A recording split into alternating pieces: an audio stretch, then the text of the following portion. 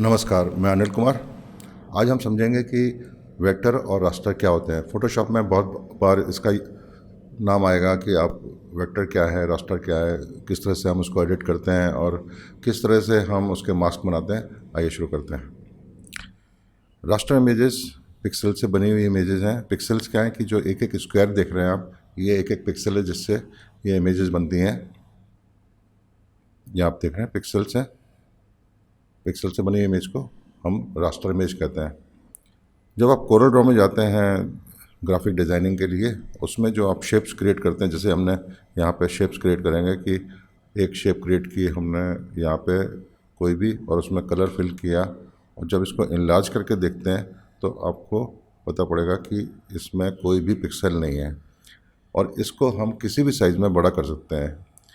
40 feet by 20 feet का hoarding हो या कोई और बड़ी साइज़ हो, बड़े बड़े एग्जीबिशन के स्टॉल्स हों, पोस्टर्स हों, कुछ भी बनाना हो, तो उसको इसलिए कोरल ड्रॉ या हम ये कहें कि वेक्टर ग्राफिक में बनाते हैं, जिससे कि हमारे पिक्सेल्स जो दिखाई नहीं देने लगें, यानी पिक्सल फटे नहीं। तो ये हम इस तरह से बनाते हैं। तो ये जो वेक्टर शेप्स हैं वो आप इस तरह से कह सकते हैं कि ये लाइंस और कर्व्स से मिलके बनी हुई ही इमेजेस हैं जिसमें हम ये डिज़ाइनिंग करते हैं। तो चाहे आप ये इलस्ट्रेटर देखेंगे, इलस्ट्रेटर में भी सेम चीज़ है कि आप कोई भी शेप बना सकते हैं, और उसको बना करके आप देखेंगे कि इसमें भी कोई आपको यहाँ पे पिक्सल दिखाई नहीं देगा। तो ये मैथमेटिकल कैलकुलेशन से बनी इमेजेस हैं, यहाँ पे हम देख रहे हैं, और ये स्केलेबल है, यानी आप किसी भी साइज़ में इसको इनलार्ज कर सकते हैं बिना पिक्सलेट के। अब आते हैं हम वापस फ़ोटोशॉप में, जहाँ पे हम ये देख रहे हैं इमेजेस। तो ये हमारी इमेज कहलाती है रास्टर इमेज, जो पिक्सल से बनी है, और जो लाइंस और कर्व से बनी इमेजेस हैं, बेंजियर टूल से बनी इमेजेस हैं, जो उसे हम वेक्टर ग्राफिक कहते हैं। अब वेक्टर मास्क क्या होते हैं और रास्टर मार्क क्या होते हैं, और रास्टर मास्क क्या होते हैं, ये समझ लेते हैं। रास्टर मास्क वो हैं कि जो हम यहाँ पे आप देखेंगे कि एक इमेज है, इसको मैं कॉपी कर रहा हूँ कंट्रोल जे से, और यहाँ पे मैं थोड़ा सा उसको एडिट भी कर देता हूँ कि इसका मैंने कलर थोड़ा सा चेंज कर दिया है, दिखाने के लिए आपको कि ये मास्क क्या होते हैं।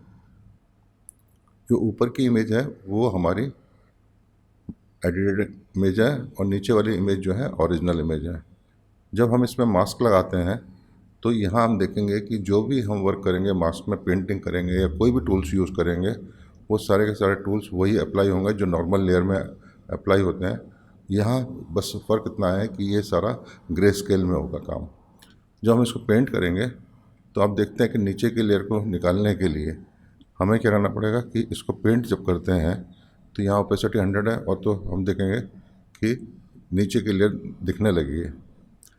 और जो मास्क है, जिसको मैं ऑल्ट प्रेस करके आपको दिखाता हूँ, मास्क में हम इस तरह की पेंटिंग कर रहे हैं, यानी इसको ग्रे स्केल में कर रहे हैं, इसको हम ग्रेडियंट में कर रहे हैं।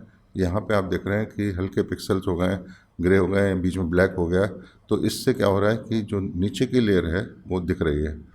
तो जब भी हम ग्रे स्केल में मास्क अप्लाई करेंगे, वो हमारा ये मास्क है रास्टर मास्क, क्योंकि हम इसमें पेंटिंग कर रहे हैं।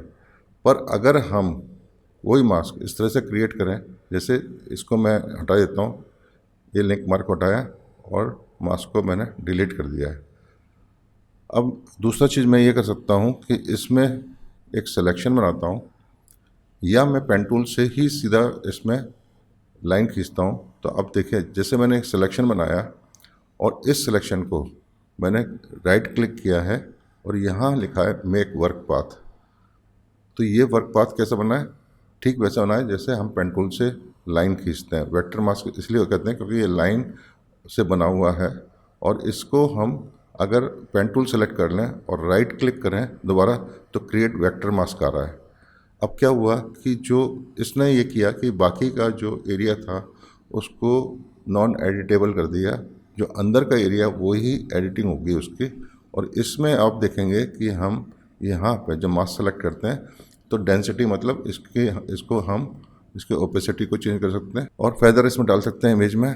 हम यहाँ आप देखेंगे कि फेदर जो है डाला हुआ है, और मास्क को मैं क्लोज करके दिखाता हूँ तो इस तरह से फेदर का इफेक्ट आया है इसमें। तो ये वेक्टर मास्क है। वेक्टर मास्क इसलिए है क्योंकि हमने इसको वेक्टर शेप से बनाया है, बेंजियर टूल से बनाया हुआ है, जो हमारे पेन टूल वगैरह हैं उस तरह से हमने इसको क्रिएट किया हुआ है, इसको वेक्टर मास्क में कन्वर्ट किया हुआ है। तो अब आपको समझ में आया है कि रास्टर मास्क जो है, जिसमें हम पेंटिंग कर रहे हैं, ग्रे स्केल में इमेज कन्वर्ट कर रहे हैं, उसको देख रहे हैं कि मास्क को ग्रे स्केल से जब हम पेंट करते हैं तो उसका इफेक्ट आता है, सारे टूल से अप्लाई कर सकते हैं हम। इसी तरह से वेक्टर शेप में भी हम मास्क अप्लाई कर रहे हैं।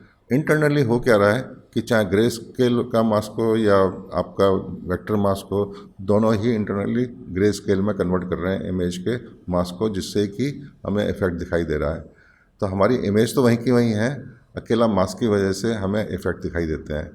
तो अब आपको समझ में आ गया होगा कि वेक्टर मास्क जो है वो हमारे बेंजियर टूल से, पेन टूल से, या हम कोई शेप से बनाते हैं।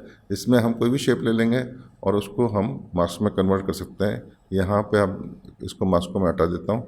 अकेला ये नहीं कि आप रेक्टेंगुलर से बनाएंगे इसको, मैं डिलीट वेक्टर मास्क कर दिया है। और अब मैं इसमें दूसरी शेप ले लूँ एलिप्टिकल टूल से, और उसको भी अगर मैं इस तरह से राइट क्लिक करूँ तो देखेंगे कि मेक वर्क पाथ हो गया है। और वर्क पाथ बनाने के बाद में पेन टूल सेलेक्ट करने के बाद हम इसको क्रिएट वेक्टर मास्क में करेंगे तो ये हमारा एक वेक्टर शेप बन गया है। आप ये देखें इस तरह का। और यहाँ पे हम इसमें मास्क में इधर अप्लाई कर सकते हैं फेदर और डेंसिटी अप्लाई कर सकते हैं। अगर हम कुछ में एडिटिंग करेंगे कुछ भी तो वो उसमें दिखाई देगा। तो आपको समझ में आ गया कि vector shape, vector mask, raster image क्या है, वेक्टर इमेज क्या है। कोरल ड्रॉ, इलस्ट्रेटर में जो भी काम करते हैं वो सब वेक्टर है। फोटोशॉप में जो काम करते हैं, जो शेप्स बनती हैं हमारे, जो हम एडिटिंग करते हैं, वो सब रास्टर इमेजेस हैं। बहुत बहुत धन्यवाद आपका।